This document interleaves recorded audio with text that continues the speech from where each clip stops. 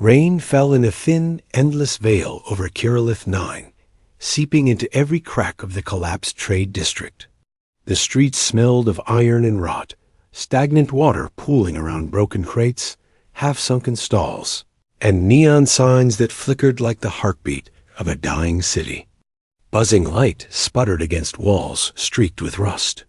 The arches that once welcomed merchants and caravans had become caves for the discarded, those too poor, too sick, or too unwanted to find shelter anywhere else.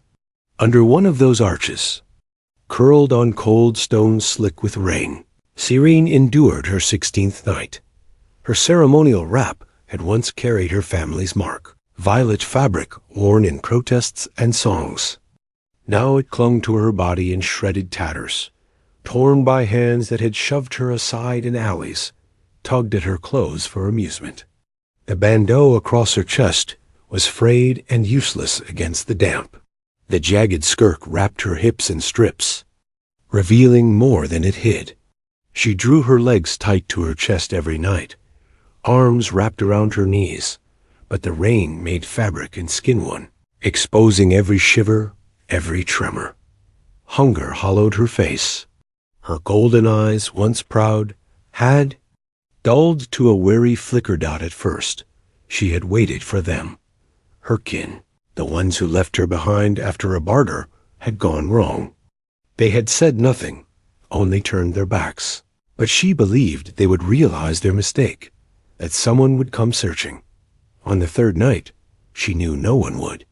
By the 9th, the dock workers began to mock her openly, treating her weakness as entertainment. They tugged at her wrap, laughing when her hands swatted weakly, her voice cracking with useless protests. By the 12th, she had tried curling near a vent that pushed warm air into the streets, only to be kicked away like an animal. Now, on. The 16th night, her body shook in relentless spasms, her teeth chattering until her jaw ached. Her thighs pressed together for warmth. Her arms clutched her stomach, as if she could hold herself intact through force alone. Every sound sent. A rush of fear through her boots slapping in puddles, laughter in the alleys, whispers that curved into jeers. She no longer had the strength to fight. Enduring was all she had left. To keep her mind tethered, she whispered to herself in the dark, "Don't close your eyes. Don't give him a chance." The words carried no power against the rain, but they reminded her she still existed, that her breath had not yet left her chest, that the shame of abandonment was heavier than the hunger that gnawed at her stomach. Each time she curled smaller against the arch, she thought of how easy it had been for them to leave her behind, not even with anger, not even with words. Just numbers on a ledger. Her life weighed against cargo, and she had come up short. That truth pressed deeper into her skin than the cold stone beneath her. Lightning cracked somewhere above the rooftops, white light spilling across the ruined market. She pressed her face against the stone floor, damp hair sticking to her cheeks. For a moment, she let her eyes close, just to imagine that the hard, wet ground was the only thing that would claim her. The thought felt like release, but fear chased it away. She opened her eyes again, whispering the mantra through cracked lips. Don't close them, not yet. Around her, the city kept breaking itself and stitching itself together with rust. And neon. Life went on, harsh and indifferent. But under that arch, one woman folded small against the stones, clinging to the last fragments of dignity left to her. 16 nights had ground her thin, each hour pressing hopelessness deeper into her bones. She believed the 17th would be no different, that she would not survive it, and no one would notice when she didn't. And yet, beyond the veil of rain, footsteps approached, steady and measured, as though someone had already noticed. 17th night began with thunder rolling low across Kirillith 9, the sound crawling between ruined buildings like a warning. Rain hammered harder than it had in days, bouncing off rusted metal and splintered beams, pouring into gutters until the streets themselves seemed to sink. Serene no longer sat upright. Her body had folded into itself, slumped on the stones beneath the arch. Her arms barely clutched her knees, her breath shallow, uneven. Her head had tilted sideways against the wall, and when her lips parted, it was only to whisper words meant for no one else. "Let me end here." The sound was so faint, it could have been mistaken for the hiss of rain against concrete dot, but Dorian heard it. He had passed this market countless nights, boots steady on the broken pavement, his shoulders squared against the storm. He told himself it wasn't his business who curled under the arches, who starved on the streets. He had seen too much already: soldiers bleeding out in mud, civilians broken by raids, men and women begging for water they would never get. When the ceasefire came, he had come here for a reason: to live small, to disappear into ledgers and stamps, into the quiet order of an archivist's desk. He had promised himself never to pick up another burden that could bleed or die. And yet, for 16 nights, he had seen her. The woman with gold eyes that still flicked upward whenever someone passed. The one who pulled her shredded wrap back into place with slow, precise hands, as though each gesture was an act of defiance against humiliation. He had told himself she would manage, that she had a will to survive. But that image of her lips trembling in the rain, breath shallow, whispering surrender into the stones, earned away all of his excuses. His boots splashed as he stopped under the arch. Syrian's eyes flicked open at the sound, fear sparking through her body. For a second, he saw the reflex of someone who expected a hand to strike or seize. She flinched, tried to shrink further into the wall, but she had no strength left to resist. Dorian crouched instead of advancing, his scar caught. The glint of neon light as he leaned close, voice quiet but firm. "You can't stay here." Her lips parted, but nothing came. Her throat was too dry, her body too weak. He didn't wait for her to argue or refuse. Without asking, he slid his arms under her, lifting her from the stones. She felt weightless, lighter than any soldier he had carried in war, but not lighter in meaning. Rain ran down her violet skin, plastering the shredded wrap against her body, and her breath tickled faintly against his neck. She tensed at first, every muscle bracing for pain. Then, when none came, her body loosened just slightly, collapsing into the strength that held her. He adjusted his grip, one arm beneath her knees, the other firm against her back.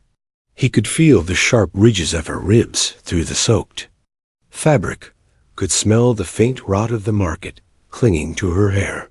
His chest tightened not with pity, but with recognition.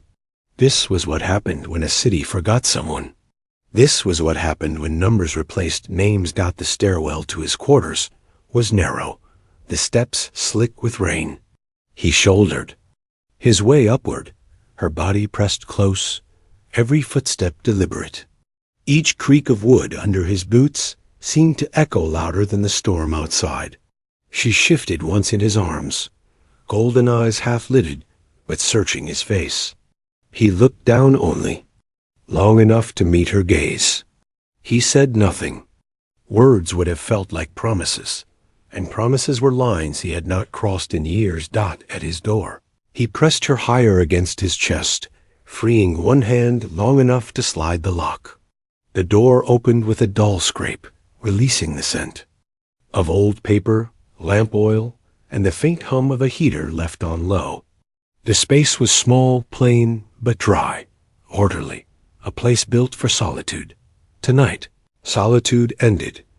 Dorian stepped inside and kicked the door shut behind him. The lock clicked into place. He crossed the narrow room, carrying her straight to the bed against the wall.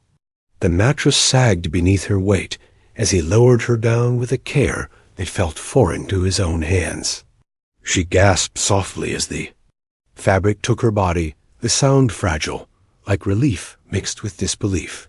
For 16 nights, she had been stone and rain. On the 17th, she was not. Dorian straightened, dripping water across the floorboards, his scar catching the lanterns. Dim glow.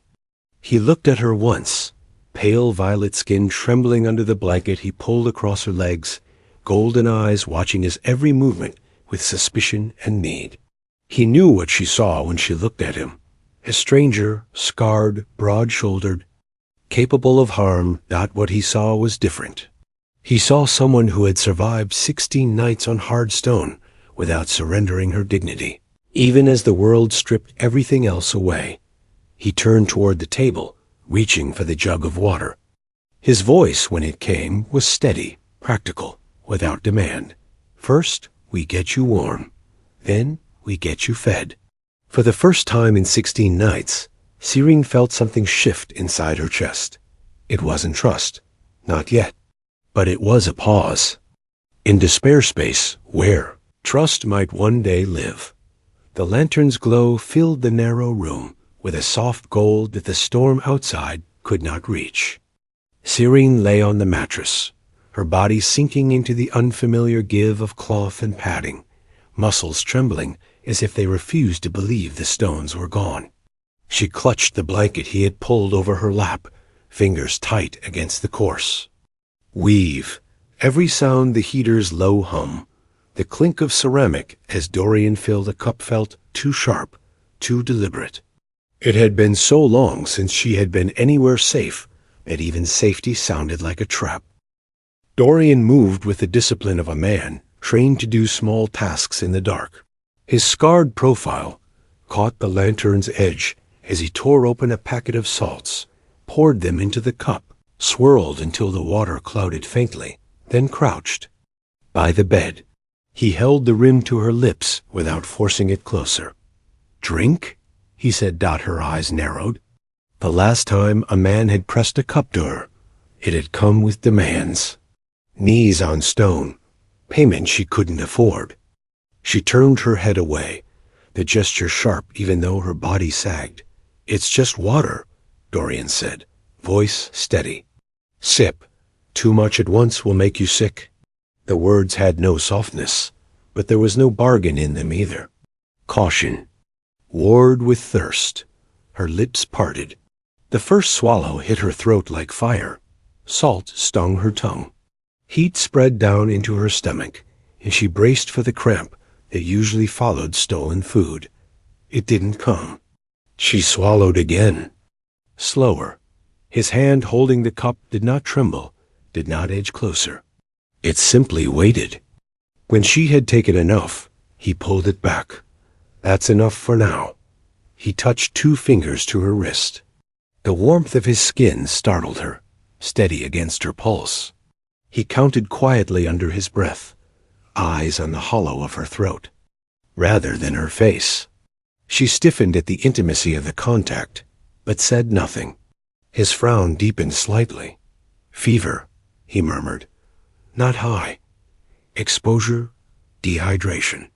Nothing worse I can see. You a medic?" She rasped, her voice breaking around the words. "No." His reply was clipped, almost bitter. "Scout work teaches you what you need. The rest you learn by watching men live or not." The bluntness settled heavy in the air. She nodded once, her throat aching. A shiver ran through her body, teeth chattering. He stood, crossed to the heater, and turned the dial higher. The coil glowed brighter, humming louder as warmth crept into the room. "What do you want for this?" she asked. Suddenly, her voice was hoarse but sharp, cutting through the silence. "Say it now." He turned his head slowly toward her. The scar along his jaw caught the light, making his expression unreadable. "I didn't bring you here for payment," he said evenly. "That's not how this place works." "It's how I work," she muttered, her voice breaking on the last word. Dorian didn't answer. Instead, he reached to a peg by the wall, pulled down a folded black shirt, soft with wear, and turned his back to her. He held it behind him, arm outstretched, offering it without looking. She stared at the fabric, at the muscles shifting beneath. His damp undershirt, at the scar that ran from his jaw to ear, Her hand trembled as she reached forward and took the shirt. She pulled it over her shoulders. The hem brushed mid-thigh, the collar loose at her throat. The fabric smelled faintly of soap, oil, something metallic. Heat bloomed under the cloth, relief spilling from her chest in a sound she couldn't quite swallow. Dorian's voice broke it before it became anything more. Food? Plain broth? Bread? Slow? She tried to push herself upright. Her legs shook, the blanket falling askew. I can walk. You will, he said, already setting. Water to heat on the burner, when you're stronger. Not before. He moved with the efficiency of habit, slicing a strip of dried root, checking the kettle's flame, setting out a bowl. He didn't look at her as she lay against the pillow, gathering breath she didn't have. But she studied him, eyes tracking.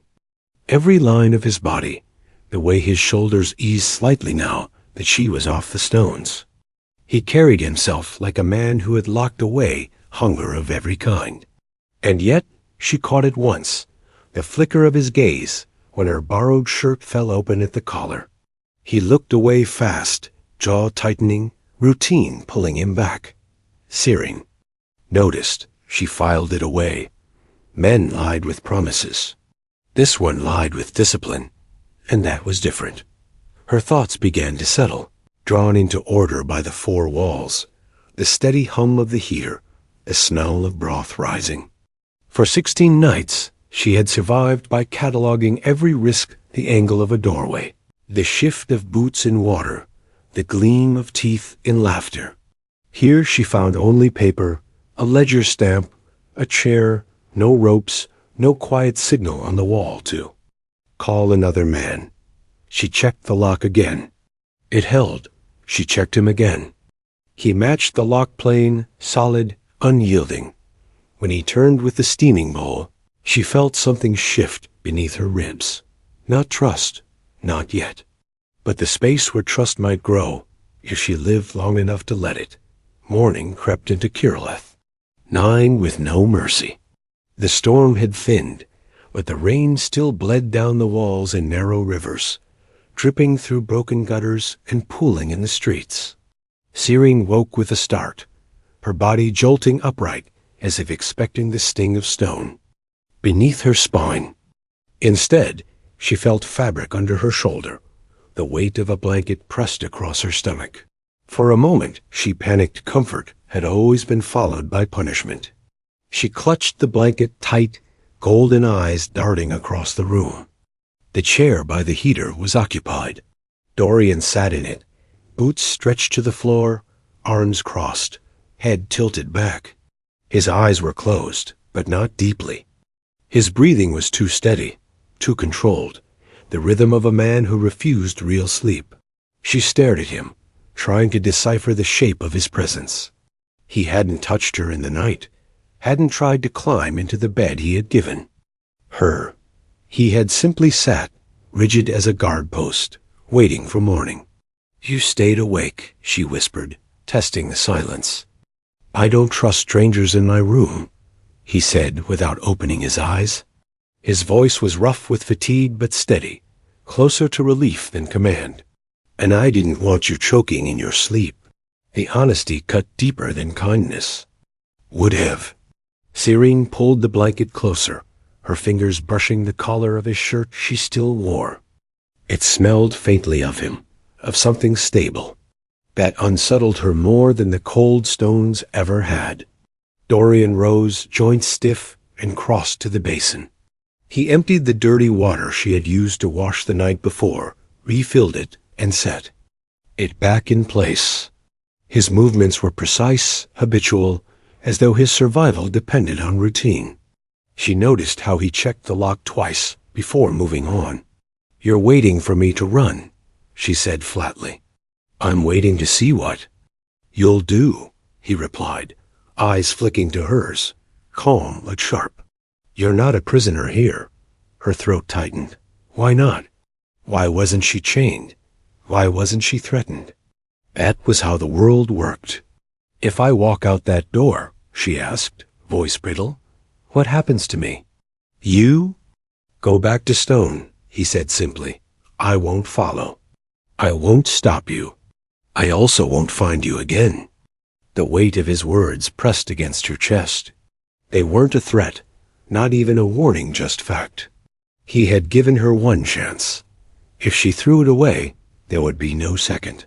He poured hot water into 2 cups, added ground leaves from a small tin. The bitter smell of tea filled the room. He handed one to her. She took it with both hands, feeling the warmth seep into her skin. The steam rose into her face, and for the first time in weeks, her body loosened without meaning to. Why did you come to Kirillith 9? She asked suddenly.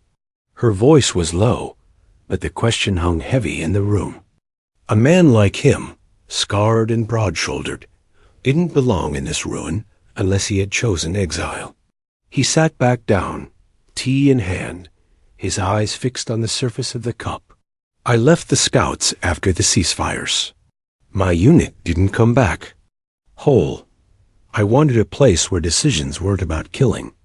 Paper seemed safer. You hide in ledgers, she said. I live in them, he corrected.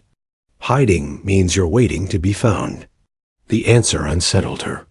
She had thought of herself as abandoned, discarded like scrap.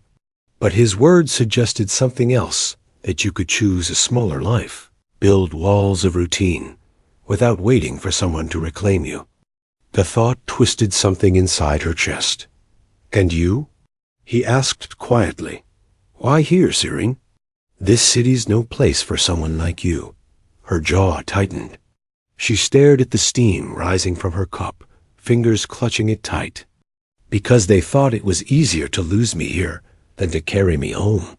Because I didn't fight hard enough when they turned their backs. I thought if I kept still, someone would notice. They didn't. The admission scraped her throat raw. Dorian didn't look at her with pity. He leaned forward, setting his cup down. His voice was low, steady. Then you don't owe them a single breath more. The words struck deeper than sympathy could have. She wanted to argue, wanted to say he didn't understand, but a small part of her wondered if he did. He rose, pulled a folded blanket from the shelf, and set it on the bed. You'll need rest again after food. I have work at midday. You can stay while I'm gone, or you can leave. But if you stay, understand this, if you bring trouble to my door, I won't forgive it. Her golden eyes snapped to his, stung. You think I'd steal from you? I think survival makes people do things they don't plan, he said evenly. I'm telling you now, if you cross me, I won't forgive it. Silence stretched between them. It wasn't cruelty, it was boundary. She recognized it. In its own way, it was safer than kindness. She pulled the shirt tighter around her shoulders, the blanket across her lap. For the first time, she admitted she didn't want to leave. The stones had been breaking her. This room, harsh as it was, carried something like safety. Dorian, she said softly. He turned at the sound of his name. Her golden eyes met his, without fear for the first time. If I stay, I don't want to be a mistake someone left behind. His stare held hers for a long moment. Then he nodded once. Then don't waste the chance. The heater hummed between them. Outside, Kirillith 9 kept rotting and rebuilding itself in the rain. Inside the small room, 2 strangers had drawn the first fragile line between survival and something more by midday. The rain had eased into a dull drizzle, but the streets of Kirillith 9 were no less hostile. Sirin sat on the edge of the bed, hair damp from careful washing, the black shirt she wore buttoned as far as it would go.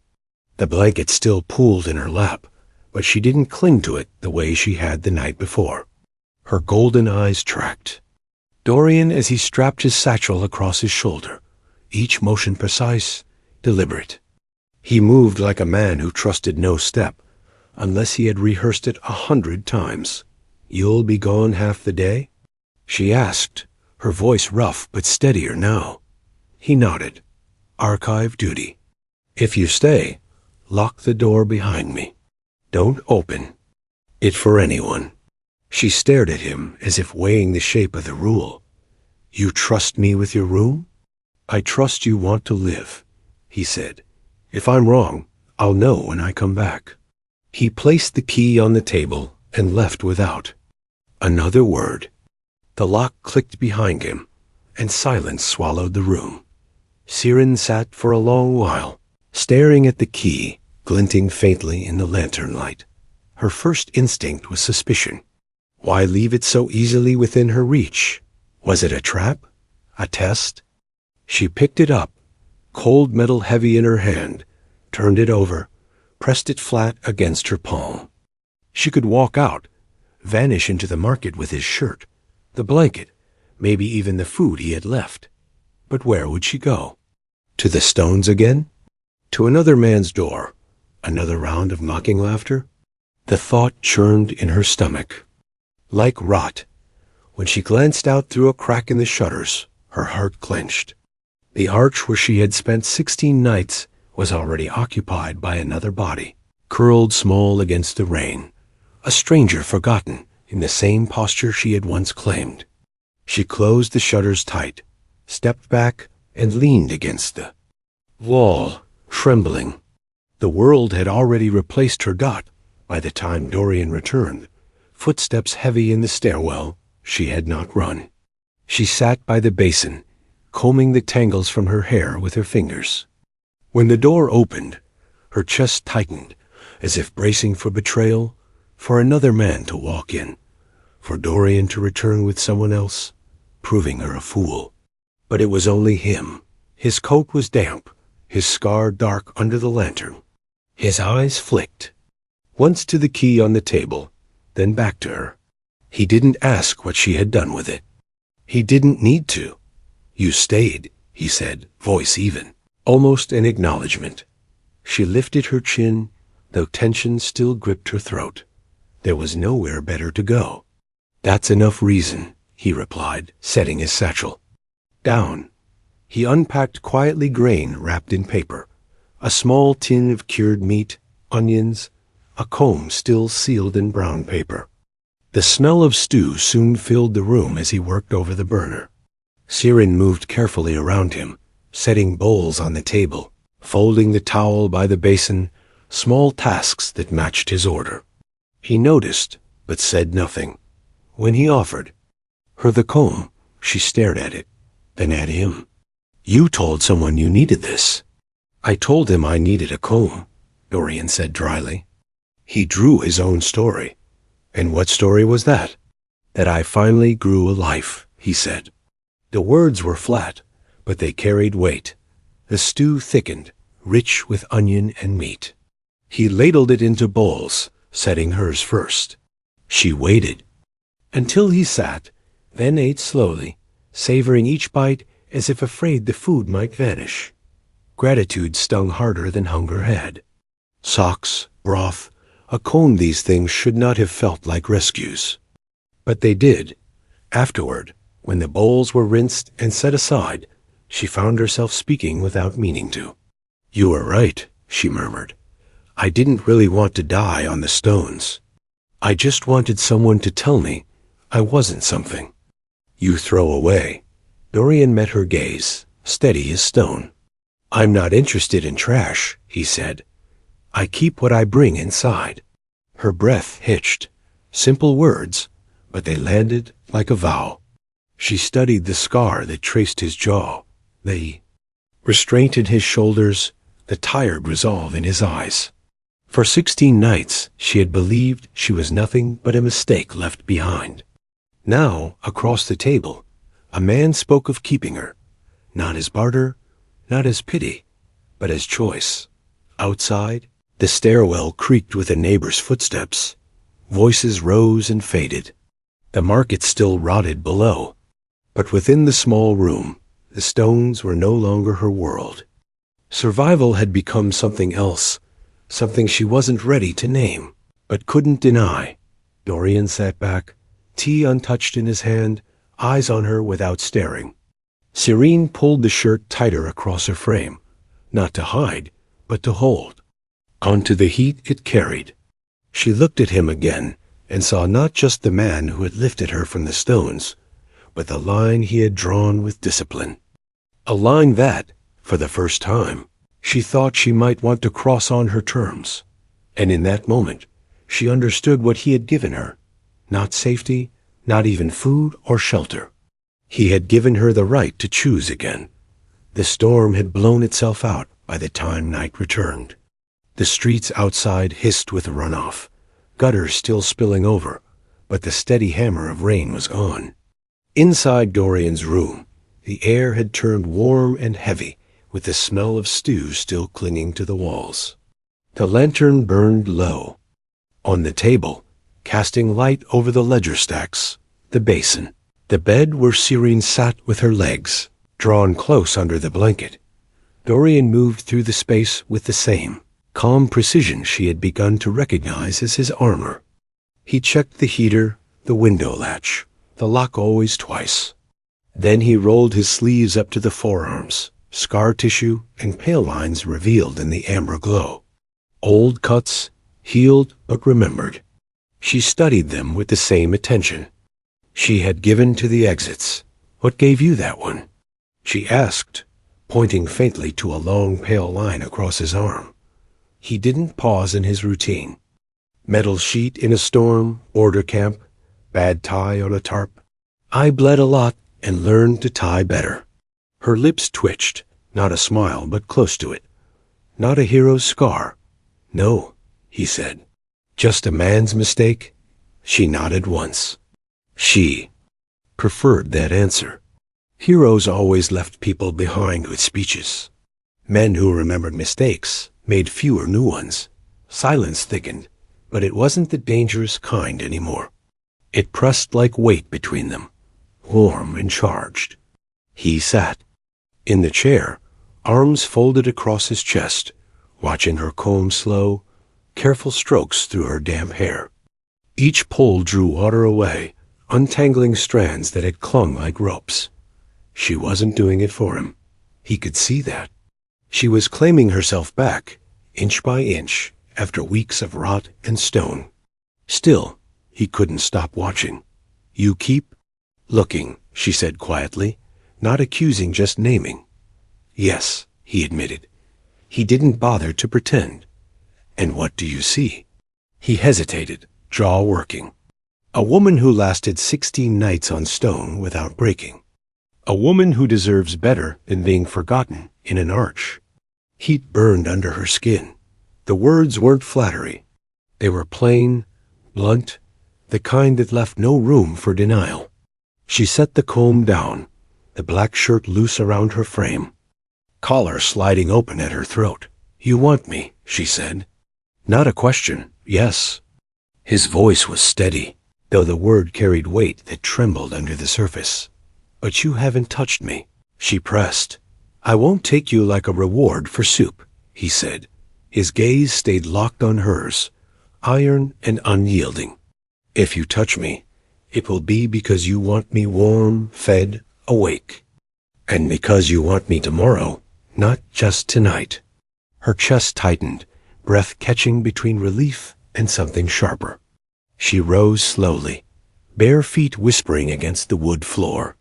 She crossed the small space until she stood in front of him, the lantern throwing her shadow across his shoulders. For a moment, neither moved.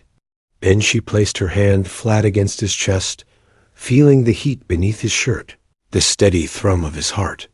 His breath shortened, the control in his body faltering for the first time. She felt his restraint coiled tight, a man holding back every impulse except the one that mattered choice. And that restraint did more to loosen the knot inside her than any promise could. Her golden eyes lifted to his. Not yet, she whispered. I want to choose it when my head is clear. He exhaled hard, almost trembling with the release he denied himself. I can wait. You don't look like a man who waits, she said. I look like a man who does what he says. The words hung between them, steady, solid. For the first time since she had been left in the rain, she believed someone. She withdrew her hand, returning to the bed, and sat with the blanket pulled across her thighs. He didn't follow. He simply leaned back in the chair, jaw tight, eyes fixed on the space where she had stood. The lantern flame wavered as the wind pressed against the shutters. Outside, the city muttered and groaned, the stairwell alive with neighbors' steps. But inside, the room had turned into something else, charged, fragile, dangerous in a different way than the streets. Searing lay back, her hair fanning across the pillow, the shirt loose at her collar. Dorian dimmed the lamp, left the room in a warm dusk, and returned to his chair by the heater. She closed her eyes, listening to his breathing steady, present, a sound she had never thought could feel like protection. For 16 nights, she had whispered to herself to stay alive. On the 17th, she heard his voice instead, steady as stone. Tomorrow. Not tonight. Tomorrow. And for the first time, she believed she might live long enough to see it. The first light of morning pushed pale and thin through the cracks in the shutters. Siren stirred beneath the blanket, half expecting to wake with stone pressing into her back and rain dripping through her hair. Instead, she felt the weight of fabric, warmth seeping from the shirt still draped over her skin, and the faint trace of heat left by the humming coil heater. She turned her head and saw Dorian in the chair, boots planted firm, arms folded, chin tilted down as if he hadn't slept more than a few minutes. His eyes opened the moment she shifted, sharp and alert. "You slept," he said, voice low, rough with fatigue, but touched with something else, relief. "You stayed awake," she countered, testing him. "I don't let strangers breathe." "In my room without listening to it," he said. Then, after a pause, "And I didn't want you choking in the night." The bluntness of his words disarmed her, more than kindness ever could. She sat up slowly, the blanket slipping from her shoulders, and clutched it back against her chest. The memory of the stones clawed at her even now, 16 nights of mockery, hunger, and fear pressing like a shadow at her back. She hated that. She needed the fabric, hated how visible her relief felt. Dorian stood, joints stiff, and crossed to the basin. He poured out the dirty water she had used to wash the day before and refilled it. His movements were precise, deliberate, ritualistic. She realized his life was built out of routines, the way her nights on the stones had been built out of survival. Mantras. One order kept him steady. The other had kept her alive. "What happens if I leave?" she asked suddenly. He didn't look at her as he set the basin down. "You go back to stone. I won't follow. I won't stop you. I also won't find you again." The words landed heavier than a threat. They were final, unflinching. He was giving her the choice no one else had. For a moment, she hated how much that mattered. He poured tea into 2 cups and handed her one. She took it in both hands, savoring the heat, the bitter scent that curled into her chest. She sipped carefully, then asked the question that had lingered since the first night. "Why didn't you walk past me like everyone else?" Dorian stared into his cup, his scar pale in the lantern light. "Because I've walked past too many already. And because you hadn't given up." Her brow furrowed. "I said I wanted to end there." "You said it," he replied, gaze lifting to hers, "but you kept your eyes open." The weight of his silence after made her throat tighten. She wanted to deny it, to say he was wrong. But deep down, she knew the truth of his words. If she had truly wanted to die, she would have let the rain finish the work. Instead, she had whispered to herself, pulled her wrap back into place, fought off hands that tried to strip away her last fragments of dignity. She had not surrendered. And somehow he had seen it. By midday, they walked together through the stairwell into the streets. Siren kept her head low, hair curtaining her face, but whispers still followed them. A man muttered about the woman from the arch, and a laugh trailed behind it. Dorian didn't break stride. He brushed a hand lightly against her back. Not a push, not a claim, just steadying her forward. The archive smelled of paper and ink, tall shelves looming like silent witnesses. Dorian set her at a corner table with a stack of slips, his voice. Firm but even. Sort them by root code. Don't force it. If you're unsure, ask. She bent over the tags, fingers trembling only for the first few minutes. Numbers, codes, these things had rules. They didn't mock, didn't bargain, didn't lie. The work steadied her breathing. When a clerk slowed to stare, Dorian's voice cut sharp across the room. She works with me now. Any issue, bring it to me. The clerk muttered and moved on. Syrene's hands shook, but she kept her eyes on the paper. It wasn't protection. As charity, it was acknowledgement. By the time they left, her stacks were neat, more precise than some of the clerks. Dorian gave a single nod, and the weight of it sank deeper into her chest than any compliment she had ever received. That night, back in the room, the market still shouted and bartered below, but inside the air was thick with stew and lamp oil. They sat across from each other at the table, bowls empty, silence steady. Sirene leaned back, her golden eyes fixed on him. If I stay, she said, stop treating me like I'll break. I'm here, not on the stones. Here. Dorian's jaw worked as if measuring what to admit. You're right. But I've seen what happens when I let myself want too much. Her breath hitched, not in fear, but in something like defiance.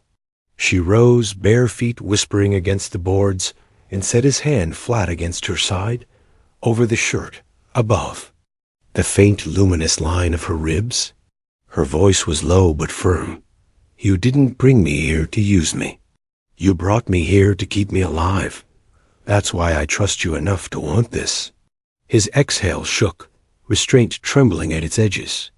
He rose, taller than her, shadowing her frame, his other hand cupping her jaw, thumb brushing the edge of her mouth. For a heartbeat, neither moved. Then she leaned in first.